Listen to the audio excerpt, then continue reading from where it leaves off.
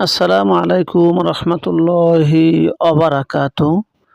দোয়া একমাত্র আল্লাহর কাছে, সুতরাং দোয়া তার কাছে করতে হবে যিনি সব কিছু শোনেন, যিনি সব কিছু দেখেন। তিনি সদা সর্বদা সর্বত্র বিরাজমান থাকেন, উপস্থিত থাকেন। যখনই তাকে ডাকা হয় তখনই তিনি সে ডাক শোনেন এবং নিকট থেকেই শোনেন।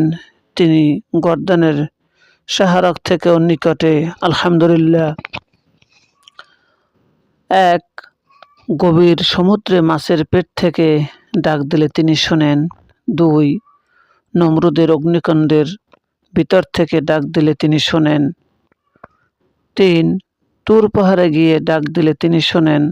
৪ বদরের প্রান্তরে সিজদায় পড়ে ডাক দিলে তিনি শোনেন। আলহামদুলিল্লাহ। সব জায়গায় ডাক দিলে তিনি শোনেন। তিনি আল্লাহ। দোয়া তার কাছেই করতে হবে, তিনি আমাদের দোয়া কবুল করবেন। আল্লাহ তাআলা ইরশাদ করেন সূরা বাকারার ১৮৬ নম্বর আয়াতের মধ্যে, বিসমিল্লাহির রহমানির রহিম, ওয়াইজা সাআলাকা ইবাদি আন্নী ফাইন্নী করিব। আর আমার বান্দারা যখন তোমার কাছে জিজ্ঞেস করে আমার ব্যাপারে, বস্তুত আমি রয়েছি সন্নিকটে।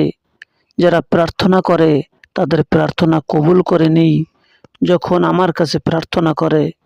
কাজেই আমার হুকুম মান্য করা তাদের একান্ত কর্তব্য, যাতে তারা সৎপথে আসতে পারে। আলহামদুলিল্লাহ। মহান আল্লাহ তাআলা আমাদের সঠিক বুঝ দান করুন। আল্লাহ ও রসুলের পথে চলার তৌফিক দান করুন। শাবান এবং রমজানের বরকত দান করুন। পৃথিবীর সকল মানুষ সুস্থ থাকুক, ভালো থাকুক। আমিন। আসসালামু আলাইকুম ওয়া রাহমাতুল্লাহ।